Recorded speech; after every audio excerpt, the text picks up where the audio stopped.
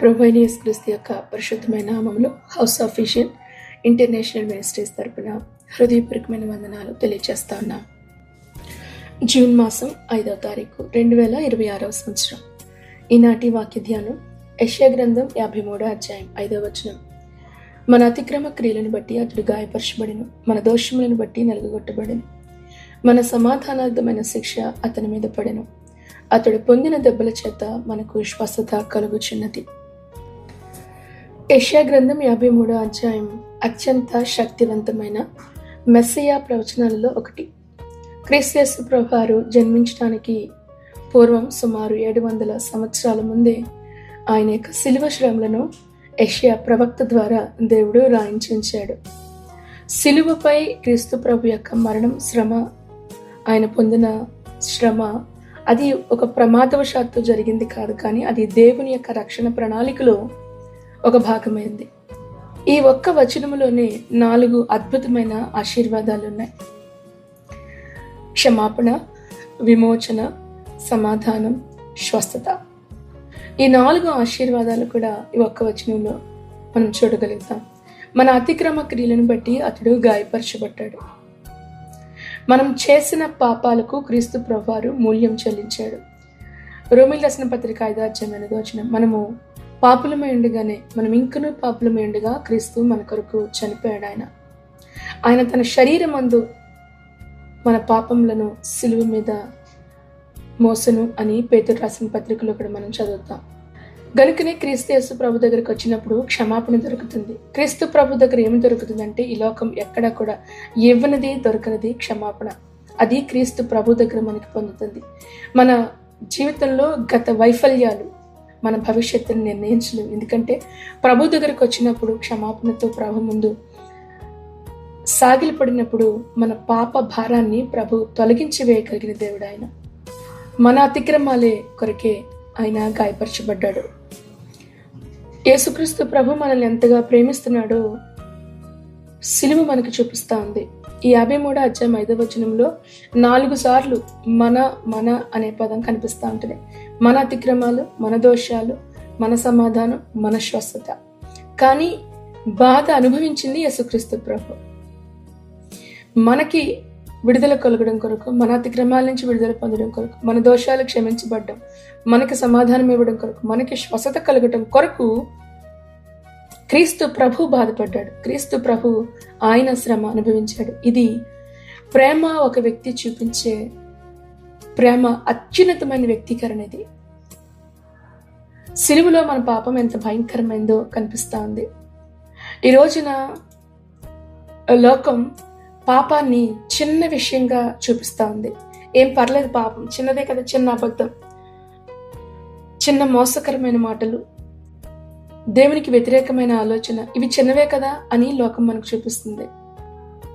కానీ ప్రభువు పొందిన శ్రమల వైపు మనం చూస్తే మన పాప భారం ఎంత భయంకరమైనదో మనకు అర్థమవుతుంది. ముళ్ళ కిరీటం, కొరడా దెబ్బలు, శిలువ మరణం. పాపం దేవుని యొక్క దృష్టిలో తీవ్రమైనది, చాలా భయంకరమైనది. పాపం వలన కలుగు జీతం మరణం. మనం పాపాన్ని ఈ రోజున అలవాటు చేసేసుకుంటున్నారు అనేక మంది. కానీ ప్రతి పాపం వెనుక క్రీస్తు ప్రభు యొక్క సిలువ ఉంది అన్న విషయాన్ని మర్చిపోతా ఉన్నారు. రెండవది, మన దోషములను బట్టి ఆయన నలుగుగొట్టబడ్డాడు.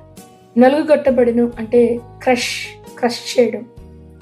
గెత్సెమనే తోటలో యేసుక్రీస్తు ప్రభు అనుభవించిన బాధ, సిలువ పైన ప్రభువారు పొందిన అవమానం, ముళ్ళ కిరీటం అన్నీ మన దోషాల కొరకే. పాపం ఎరుగని ఆయనను మన కొరకు మనము పాపముగా చేశాం. 2 కొరింథీయులకు రాసిన పత్రిక 5వ అధ్యాయం 21వ వచనం. క్రీస్తు ప్రభు యొక్క సిలువలో మన విలువ ఎంత గొప్పదో కనిపిస్తా ఉంది. యేసుక్రీస్తు ప్రభు ఎందుకు చనిపోయాడంటే, ఎందుకంటే దేవుడు నిన్ను విలువైన వానిగా చూశాడు. నిన్ను పోగొట్టుకోవడం ప్రభుకి ఇష్టం లేదు. నీ యొక్క విలువ ఎంత అంటే గనక అది దేవుని కుమారుని యొక్క రక్తపు విలువ, నీ జీవితం.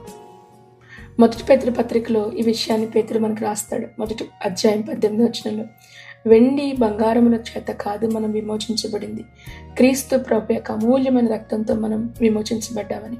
ఈ రోజున లోకం నిన్ను చిన్నవానిగా, తక్కువగా, తిరస్కరించిన వానిగా నేను చూస్తుంది. కానీ క్రీస్తు యేసు ప్రభు నేనెంత విలువైన వాడిగా చూశాడు కనుకనే ఆయన తన యొక్క ఆఖరి రక్తపు బొట్టు వరకు కూడా నీ కొరకు ఆయన చిందించాడు. ఆయన శ్రమనొందింది, అవమానించబడింది నిన్ను రక్షించడం కొరకే. మన సమాధానార్థమైన శిక్ష ప్రభువు మీద పడింది.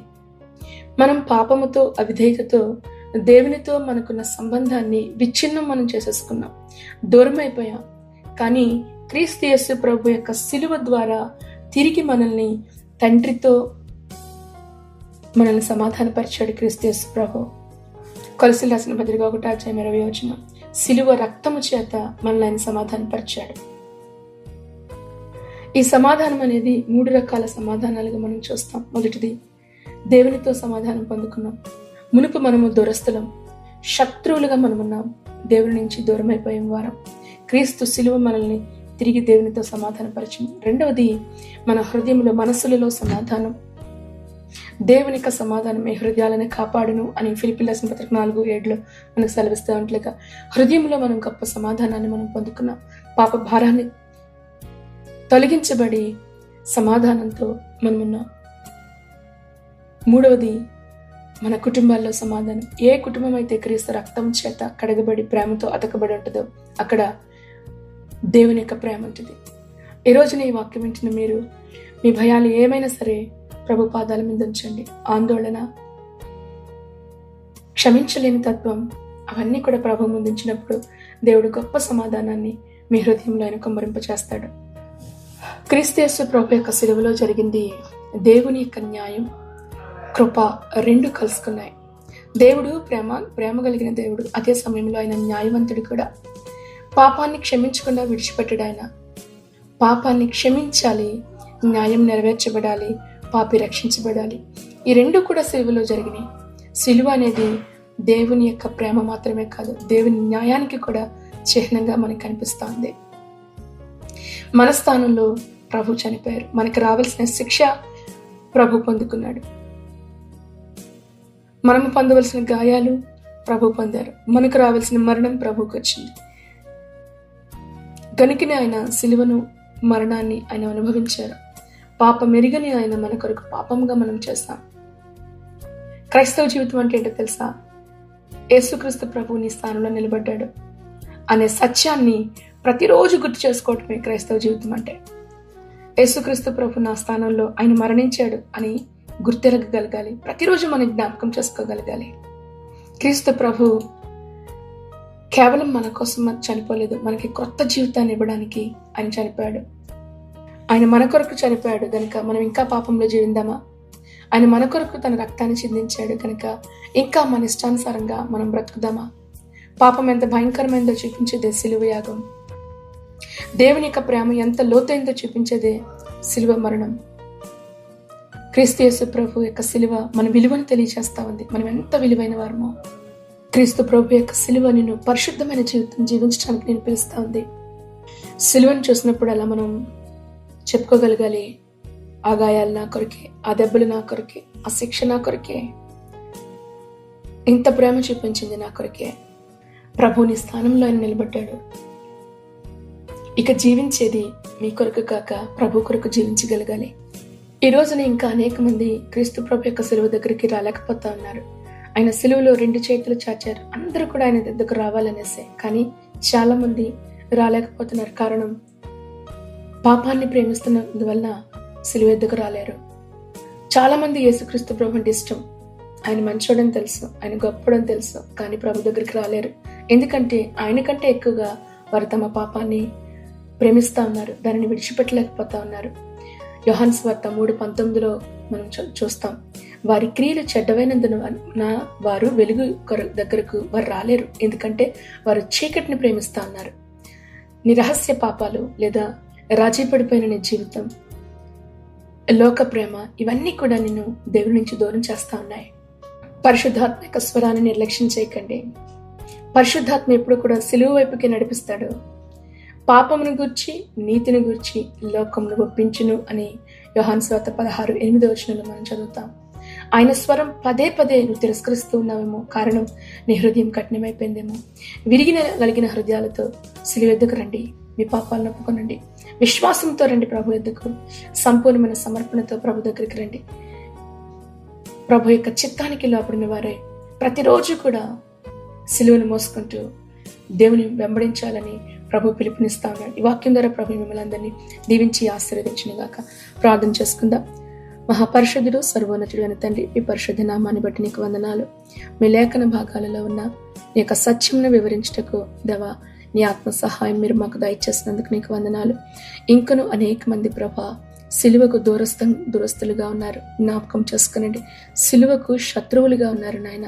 దేవా దర్శించమని అడుగుతున్నాను. నీ సిలువను అర్థం చేసుకోలేకపోతా ఉన్నారయ్యా. కృప చూపించవా. నశించిపోతున్న వారికి వెర్రితనము కానీ రక్షించబడుతున్న మాకు నీ సిలువే మా శక్తి కదా, మా బలము కదా. బలపరచమని అడుగుతూ ఇదిగో ఈ వాక్యం వెంటనే ప్రతి ఒక్కొక్కరిని కూడా మీరు దీవించండి. నీ కృపతో మీరు ఆవరించి బలపరచమని అడుగుతూ ఈ దినం ప్రభా ప్రత్యేకమైన నీ దీవెనలు, నీ కాపుదల, మీ నడిపింపును మీ బిడ్డలకు మీరు దయచేయండి. చేస్తున్న ప్రతి పనుల్లో కూడా మీరు తోడేని నడిపించండి. ఉద్యోగాల్లో మీరు తోడేని నడిపించండి. కుటుంబాల చుట్టూ నీ కంచి వేయండి. క్రీస్తు యేసు ప్రభు యొక్క రక్తం చేత శుద్ధీకరించబడిన వారిగా ప్రభా నీ కొరకు ప్రకాశించే ధన్యతను ఈ బిడ్డలకు మీరు దయచేయండి తండ్రి. నీకు వందనాలు. ప్రత్యేకంగా ఈ రోజున పుట్టినరోజులు, పెళ్లి రోజులు చేసుకుంటున్న వారిని బట్టి వందనాలు. నూతనమైన నీ జీవంతో వారిని నింపండి. నూతన దయా కిరీటాల వారికి దయచేస్తున్నందుకు నీకు వందనాలు.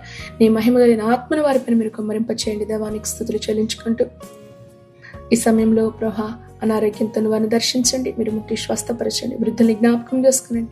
బిడ్డల యొక్క భవిష్యత్తును నీవు ఆశీర్వదించండి. వారి చదువుల్లో, ఉద్యోగాల, వివాహాల విషయాల్లో మీరే మేలు చేసి నడిపించి కృప చూపించమని ప్రభువైన యేసుక్రీస్తు నామములో ప్రార్థించి బిడ్డలను ఆశీర్వదించి దీవిస్తున్నాం మా పరమ తండ్రి. ఆమేన్, ఆమేన్, ఆమేన్. ప్రభువైన యేసుక్రీస్తు కృప మీ అందరికీ తోడయండి, నడిపించును గాక. ఆమేన్.